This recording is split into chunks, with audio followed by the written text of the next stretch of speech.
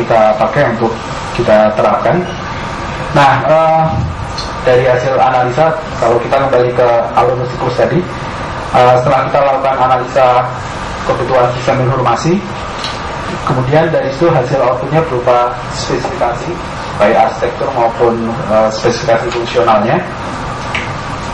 Kemudian dari situ kita bisa melakukan pengambilan keputusan berdasarkan beberapa kriteria penilaian. Nah, di sini yang saya ambil dari Gartner itu ada dua kriteria penilaian. Yang pertama dari strategic value dan mission criticalnya suatu sistem. Nah, dari dua pertimbangan tersebut akan nanti lebih mudah untuk mengarahkan keputusan kita untuk memilih pengembangan in-house atau outsource.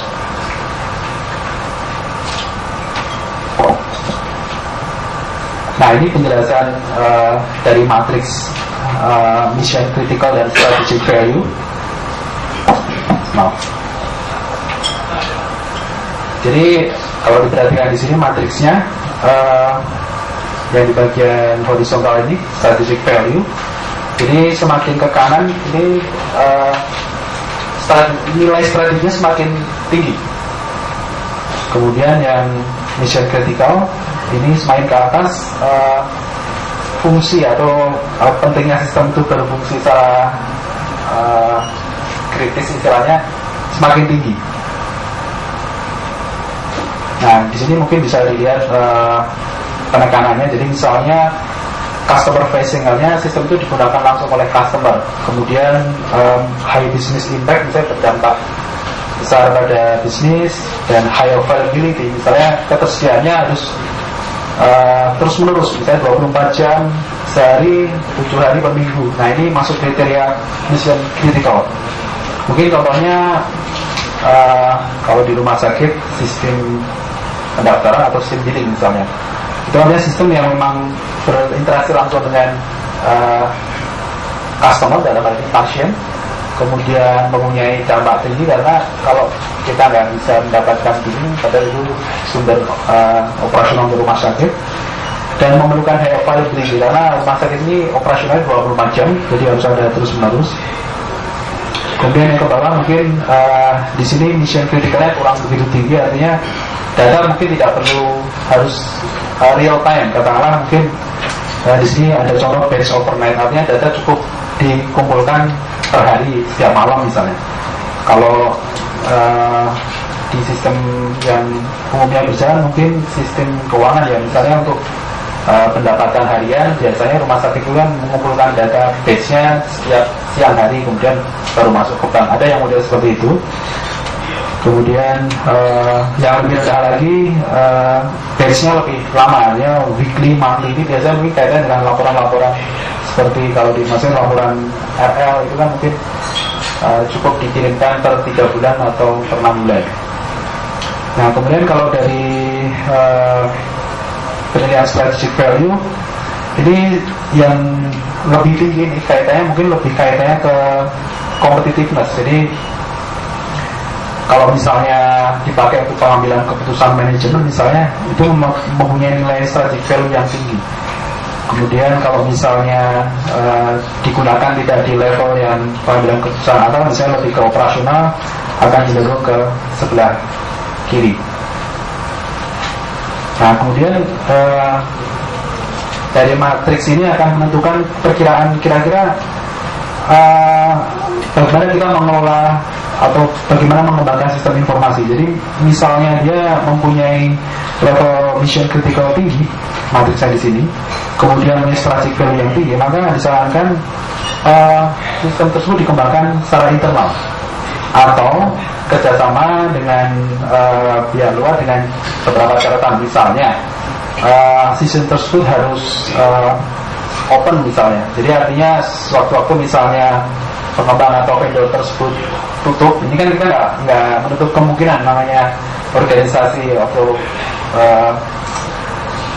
perusahaan swasta, ada suatu saat kemungkinan bisa tutup dan sebagainya. Maka dari situ di sini mungkin bisa diambil langkah-langkah antisipasi, misalnya kode sumber programnya terbuka, jadi suatu waktu perusahaan itu tutup atau ada programmer yang core programmernya biasanya kan karyawan yang punya konsep kuat di pengembang itu bisa jadi pindah ke tempat lain. Nah, biasanya kalau misalnya kita sudah punya antisipasi core itu kita pegang, kita masih bisa beroperasi dengan kondisi tersebut.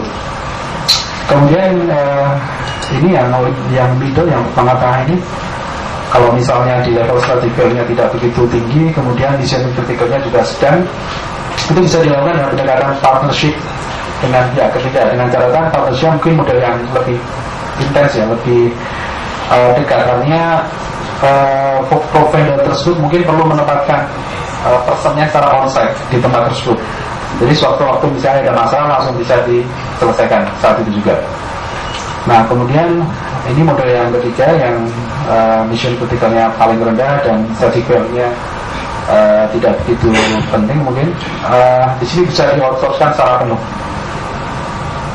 Misalnya mungkin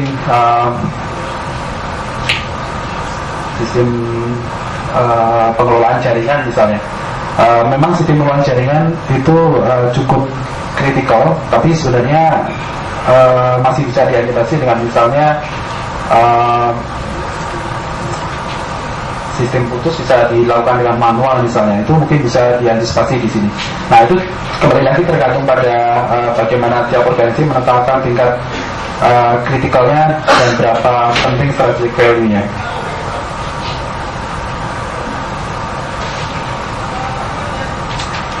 Nah, ini sekedar ilustrasi, pilihannya mau mengembangkan secara in-house atau outsource.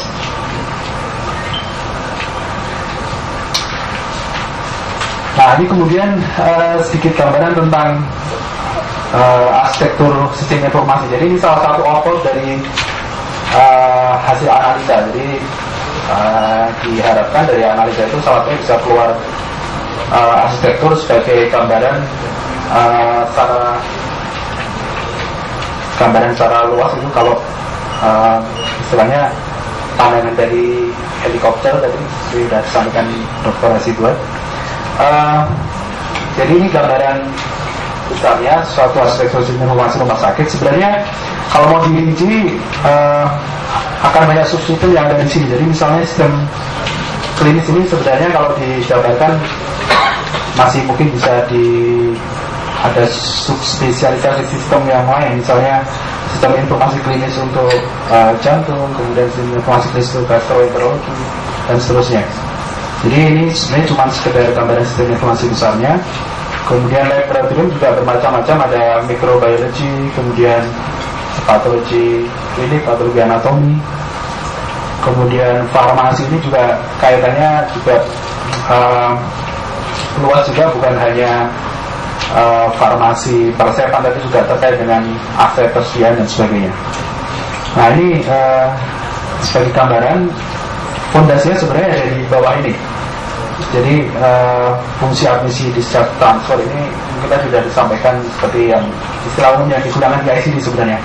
IDT ini basic, kemudian billing. Jadi bisa dibilang dua modul atau sistem informasi ini merupakan dasar dari sistem informasi untuk rumah sakit.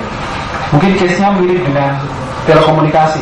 Jadi kalau Bapak Ibu sekalian pernah dengar tentang sistem di bidang telekomunikasi, mungkin Telkom juga core-nya ada di billing. Dan memang di industri beda-beda, ada mungkin core-nya lebih ke customer relationship dan sebagainya. Nah, kebetulan untuk rumah sakit ini core-nya sama.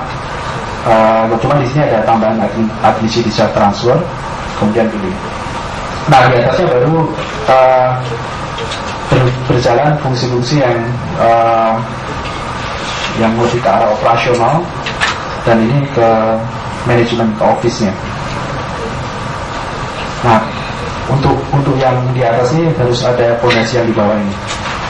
Nah, di sini saya beri tanda yang warna merah, jadi pendekatan pengembangan dari subsistem informasi ini sesuai dengan yang matriks yang tadi. Jadi untuk dasar ini kita coba kembangkan secara in-house. Kemudian ada sistem informasi klinis ini walaupun tidak dasar, tapi karena karakteristik di RSM ini terdiri dari banyak departemen, jadi tiap departemen itu punya kebutuhan yang sangat spesifik, sangat unik. Jadi diperlukan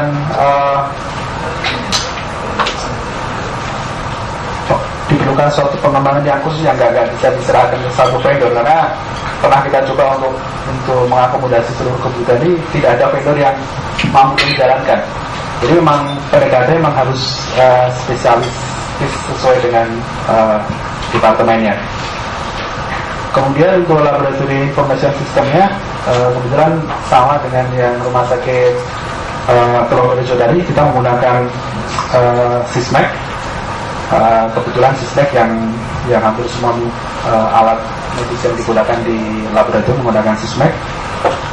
Kita menggunakan koneksi HL7 juga.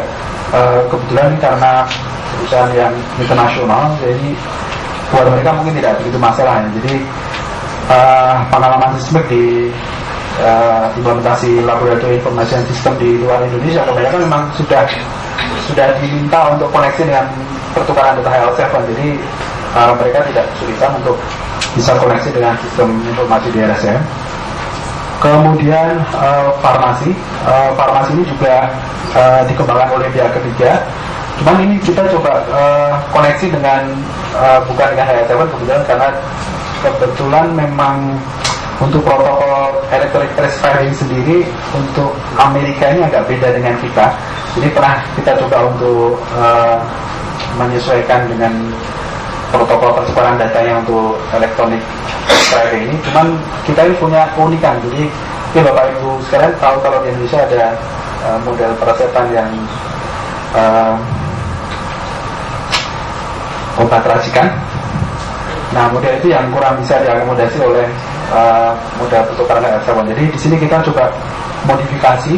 Jadi dari sistem electronic prescribing yang kita kembangkan terintegrasi dengan sistem persediaan yang dikembangkan oleh pihak ketiga. Kemudian di atasnya ada sistem keuangan, kepegawaian, dan aset. Ini hampir semua sistem kita gunakan dari pemerintah ya. Jadi keuangan ini menggunakan dari Departemen Keuangan, kemudian kepegawaian ini dari sistem yang dikembangkan oleh Depkes. Begitu juga dengan aset ini juga menggunakan sistem dari Depkes. Nah, cuman permasalahan mungkin di sini tingkat integrasinya tidak real time ya. Jadi data dari sini dipindah ke sini itu masih menggunakan media flash disk gitu. Jadi tidak real time. Nah, cuman tidak masalah karena kembali kita di batch-nya tidak harus setiap saat. Jadi untuk keuangan ini cukup per hari, kemudian kepegawaian ini mungkin lebih lama lagi, dan asetnya juga tergantung kalau hanya ada perpindahan aset.